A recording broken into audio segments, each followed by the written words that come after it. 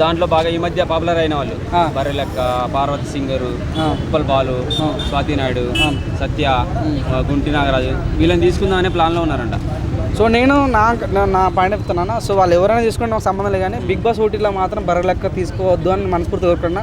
ఒక తమ్ముడికి ఏంటంటే ఓటీటీతో మాకు సంబంధం లేదు, మాకు బిగ్ బాస్ 8 కావాలి. మాకు బిగ్ బాస్ 8లో మీకు దమ్ము ఉంటే బర్రెలెక్కని తీసుకోండి. ఓటీటీ ఎవరు చూడన్నా, ఇంకా 25 పడతారు. ఇంత మనం బిందు వచ్చింది, తను అంత పెద్ద కష్టపడి కూడా తనకి హైప్ రాలేకపోయింది. సో మన బిగ్ బాస్ ఎంత హైప్ వచ్చింది.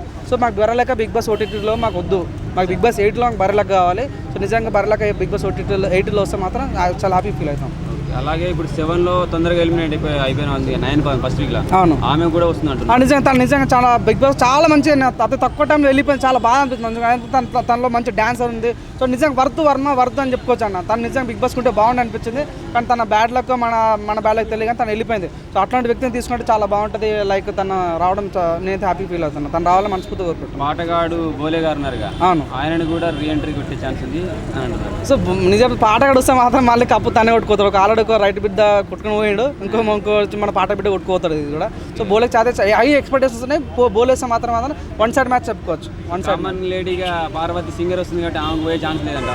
సో నేను అంటే బోలేకున్న బస్సు మీరు చూడాలన్న, మొన్న రైతు బిడ్డ జైలుకి వెళ్ళాడు. సో ఇప్పుడు చాలామంది మన మీడియా ముందు వచ్చి అవి మాట్లాడతారు, లైక్ ఏదో బిగ్ బాస్ ఉండేది నీకు అన్ని తోడు ఉంటుంది అంటారు, కానీ అట్లాంటి వ్యక్తి ఆ బోలే నిజాయితీగా గ్రౌండ్ ట్రూత్కి వచ్చి తన కోసం పోరాడిండు.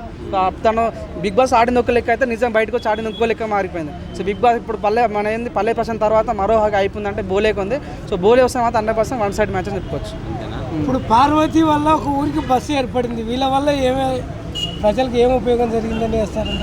అది కూడా కరెక్ట్, అందుకే పాయింట్. ఎందుకు పార్వతి తన సింగర్ బర్రెలెక్క వల్ల కానీ పల్లె ప్రశాంత్ కానీ వీళ్ళ వల్ల జనాలకు ఏం ఉపయోగం జరగలేదు. అవును, పార్వతి వల్ల జరిగింది. అవును. అప్పుడు జనాలు ఎవరికి ఓట్లు వేస్తారంట చెప్పలేము. నిజంగా బిగ్ బాస్ అనేది మనం అన్నట్టు జరుగుద్ది అని నమ్మలేను. జస్ట్ అనాలిసిస్ చేస్తున్నా, ఎందుకంటే ఆల్రెడీ తనకి ఓటింగ్ ఉంది, అంటే తనకు ఆల్రెడీ ఓటింగ్ ఉంది కాబట్టి ఆ ఓటింగ్ ఇంకా పెరిగింది. సో ఈయనకి ప్లస్ అయ్యే ఛాన్స్ ఉందని తప్ప అని పార్వతికి ఓట్లు పడే అనట్లేదు. తనకు కూడా ఛాన్స్, ఎందుకంటే తను ఊరు బ్యాక్గ్రౌండ్ నుంచి వచ్చింది, తను ఒక ఊరికి బస్సు ఏర్పాటు చేసిందంటే మామూలు విషయం కాదు కదా. సో నిజంగా తను కూడా ఛాన్స్ ఉంది. కాకపోతే నేను చెప్తున్నా, ఇప్పుడున్న సిచ్యువేషన్లో మాత్రం చెప్తున్నా 100% మన బోలేకి ఎక్కువ ఛాన్స్ ఉందని అనుకుంటున్నాను. అంటే ముందు జరుగుతలేదు తెలియదు, కానీ ఉన్న స్ట్రాటజీ ఏంటంటే బోలేకి ఎక్కువ ఛాన్స్ ఉంది అనుకుంటున్నాను. కానీ మార్చిలో స్టార్ట్ అవుతుందంట, అప్పటిదాకా ఎవరు ఆగుతారు, మస్తు బోర్ కొడతాను జనాలకి.